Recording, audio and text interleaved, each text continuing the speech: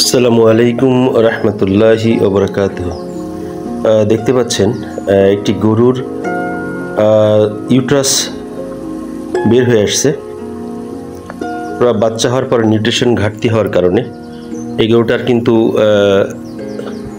জরায়ু বা ইউট্রাস বের হয়ে আসছে। তো এটাকে পুনরায় স্থাপন করার জন্য যেটা করতে হবে সেটা হলো এটাকে আকৃতি ছোট করতে হবে। এটা অনেক বড় আকৃতি আছে।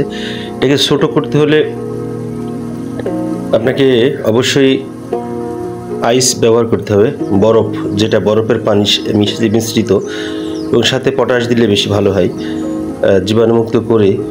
সেই পানি দিয়ে যদি আপনি প্রোলাপসটা ধুয়ে নেন বা জরায়ুটা যদি ধুয়ে তারপরে আপনারা স্থাপন করতে পারেন, সেটা সবচেয়ে বেশি ভালো হয়। তো খেয়াল রাখতে হবে যে অবশ্যই এটাকে জীবাণুমুক্ত করেই তারপরেই কিন্তু এটা স্থাপন করতে হবে। এবং খুব কৌশলে আমরা গরুটাকে ফেলে, দেখতে পাচ্ছেন যে গরুটাকে ফেলে গরুটার জরায়ুটা বরফের পানি দিয়ে দীর্ঘ সময় ধরে পরিষ্কার করে বা তার আকৃতি ছোট করার জন্য পানি ঢেলে ঢেলে তারপর কিন্তু আকৃতি ছোট হয়ে গেল। তো এরপরে কিন্তু আমরা এটাকে পুনরায় স্থাপন করার জন্য আমরা দেখব কোনো ময়লা মাটি না থাকে, এবং জরায়ু স্থাপনের সময়, প্রোলাপস স্থাপনের সময় অবশ্যই এর আগের থেকে প্রস্তুতি নিয়ে মেট্রোনিডাজল অথবা রেনামাইসিন ট্যাবলেট কিন্তু 4-5টা গুঁড়ো করে জরায়ুর উপরে কিন্তু এটা দিতে হবে। এরপরে যেগুলি হচ্ছে যে আমরা যেহেতু এটা অনেক প্রেশার দিতে পারে গরু, যে কারণে আমরা এটা কট সুতো দিয়ে এবং সুতি কাপড় দিয়ে এটাকে সেলাইয়ের মাথা কিন্তু খুব শক্ত করে বেঁধে দিব, যেন কোনো রকম, এবং আমরা চিনি ব্যবহার করছি, দেখতে পাচ্ছেন যে আমরা চিনি ব্যবহার করছি, যে প্রোলাপসটা আরও ছোট হয়ে গেল। চিনি ব্যবহার করে কিছুক্ষণ পরে কিন্তু প্রোলাপসটা ছোট হয়ে গেল বা ইউট্রাসটা ছোট হয়ে গেল।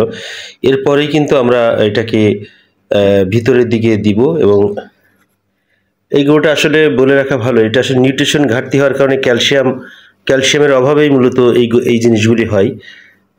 গাভীন থাকা অবস্থাতেই এটা বের হয়ে আসতেছিল। দেখতে পাচ্ছেন যে আমরা ভিতরে ঢোকানোর চেষ্টা করছি এবং ঢুকেও গেল। এরপরে আমরা সেলাই করার জন্য অবশ্যই আমরা অবশ করতে পারি। অবশ করলে ও লাফালাফি বা কষ্ট কম হবে। যেহেতু আমরা 3টা থেকে 4টা সেলাই দিব, সেহেতু আমরা অবশ করে নেওয়াই ভালো। এরপরে আমরা সেলাইটা দিয়ে গরুটার অ্যান্টিবায়োটিক দিতে পারি।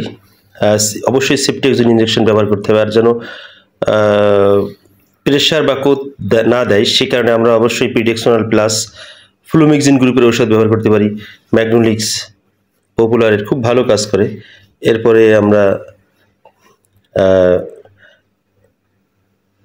অবশ্যই সেফটিএক্সন ইঞ্জেকশন পরপর 3 দিন ব্যবহার করতে হবে। ধন্যবাদ আমাদের ভিডিওটি দেখার জন্য।